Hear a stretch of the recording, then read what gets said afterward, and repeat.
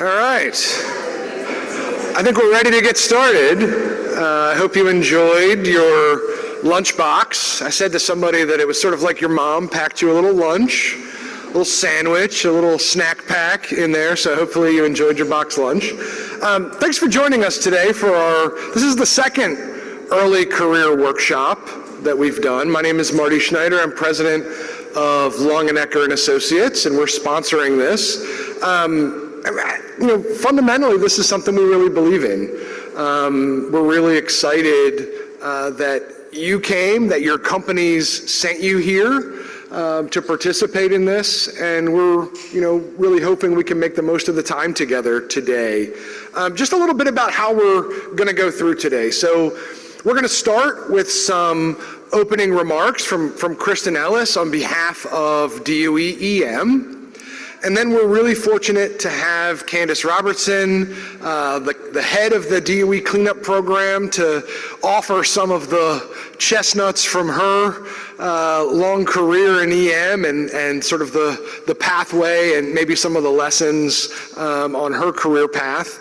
And then we're going to have a discussion, I kind of framed it as supplementary career experiences, right? So, hearing from some folks who did a rotation in business development, or served as a chief of staff, or ran for local office, or served as a congressional fellow on Capitol Hill. A lot of those different experiences, and then ultimately kind of what that meant in their career journey.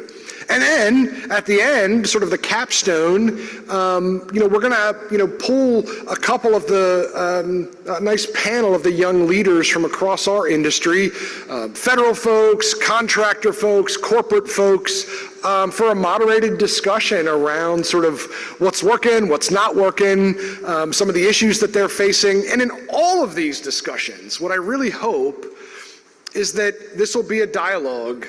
This is not us standing up here with a wall to broadcast out to the audience, but really we're going to build in some time for some meaningful Q&A with the audience. I hope here at this workshop, this truly is sort of a workshop kind of experience where please utilize the microphones and that Q&A time to get your questions answered.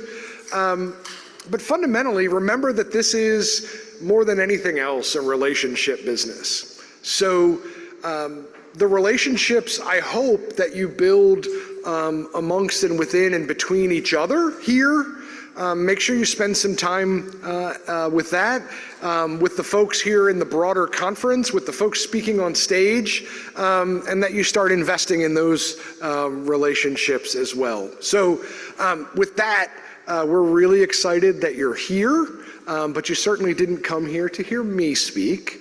No offense. And so I'll turn it over to Kristen Ellis to kick us off. So to you, Kristen.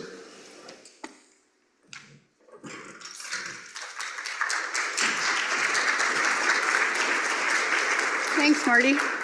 And as Marty mentioned, this is our second year having this. So I was kind of curious, who was here last year by a show of hands? Okay, so about a good showing. I'm glad to see you back. So I wanted to spend a couple minutes just kind of talking through what it is that we are trying to accomplish beyond what Marty said there, and give you a little bit of history and get you some excitement before we start with the rest of the afternoon.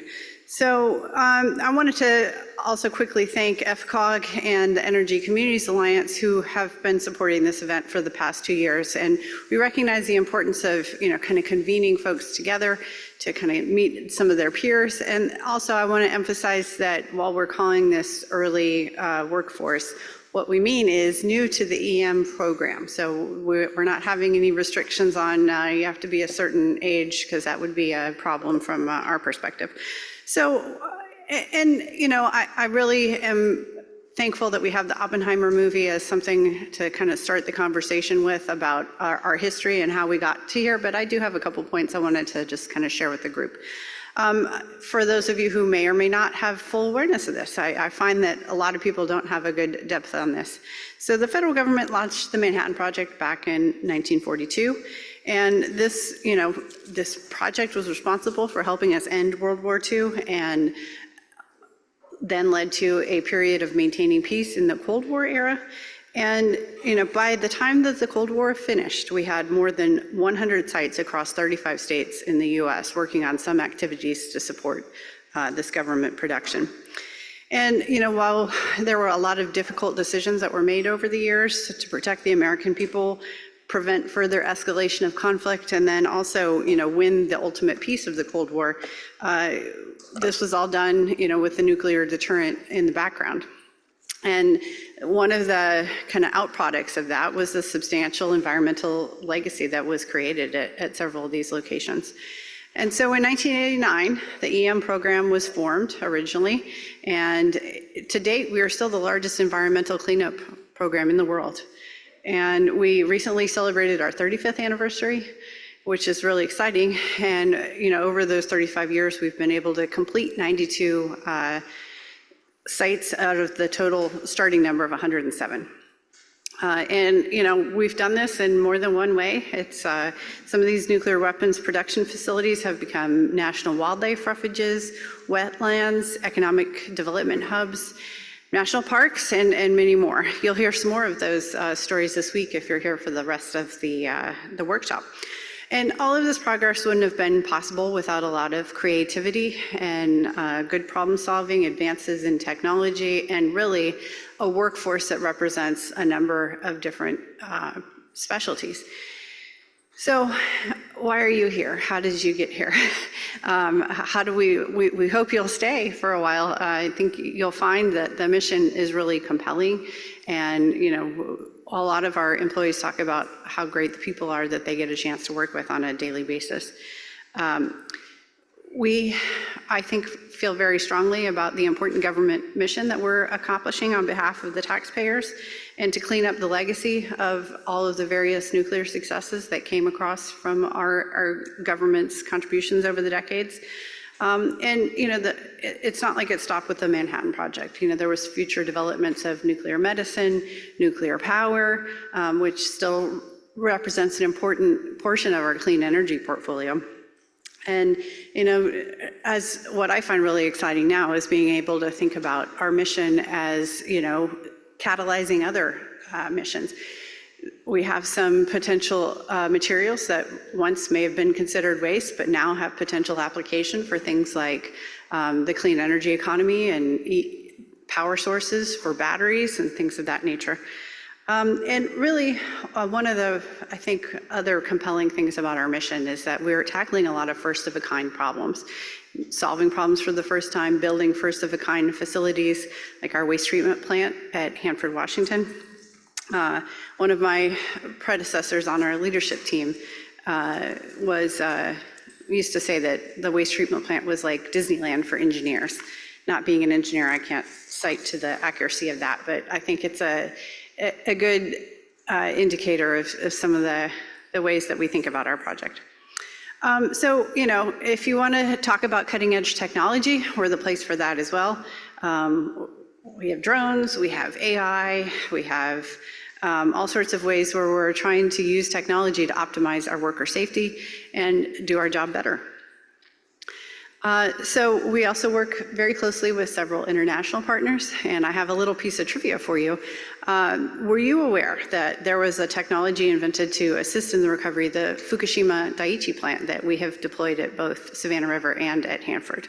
So these are the kinds of innovative partnerships that I think are really important, and we would love for you all to be a part of as we move forward. So,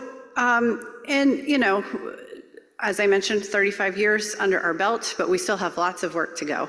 And so I also want to leave you with the thought that, maybe you don't envision yourself as a federal bureaucrat for the rest of your career, and that's totally fine. We've got plenty of options across lots of avenues. I don't know if you all are aware, but only about 10% of the work is done by federal employees for the environmental management program. So that means for those of you who are good at math, that's 90% remaining for our contractor workforce. We also have several partners throughout the National Lab Complex. Our Savannah River National Lab has really done a lot of amazing things in technology and research space and identifying life cycle cost changes for us, because again, the to-go costs for our program go into many decades, and as a taxpayer, I feel strongly that we should be being the best stewards of our taxpayer resources, and so we tap into groups like the National Labs and our other federal counterparts to try and innovate and do the best way we can with our limited resources.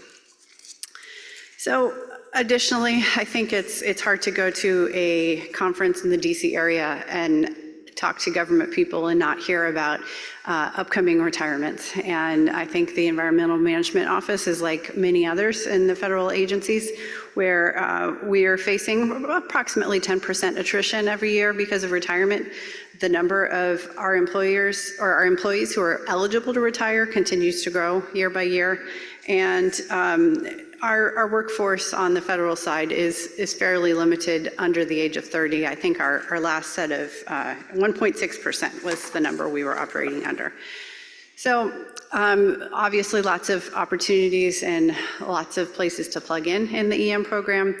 I also want to thank ECA and FCOG, who helped us recently come up with a good kind of projection across the enterprise from each of our contractor partners about what the job needs are for the next 5 years, so that our communities can better understand what specific needs each of our sites have moving forward. And as Marty said, I wanted to kind of echo his thoughts. So this is an opportunity for you to kind of meet some people, get to know some people. There's a lot of opportunities we have across the country. Maybe you don't want to be in DC. Maybe you'd like to be in New Mexico. Opportunities in Washington. And I really just encourage you to lean in and ask questions and talk to anyone that you see on stage here or anyone in the room here, just so you can learn a little bit more about our program. I think that it's also important that we don't have, it's not like we're sitting here hiring 100% cyber professionals. We need cyber, we need engineers, we need HR, budget, all the hard sciences, lawyers like me, accountants, communications professionals, contracting professionals. And I think we hear a lot that there's this perception that you can't have a job in our program without a PhD in nuclear physics, and that's just not accurate.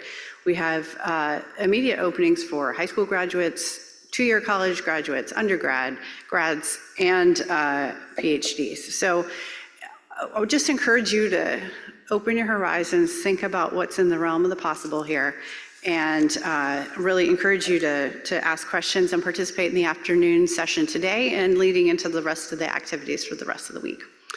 So with that, I will give Marty and Candace a chance to get settled up here, and we'll be going into the next session, a career conversation with EM's cleanup chief.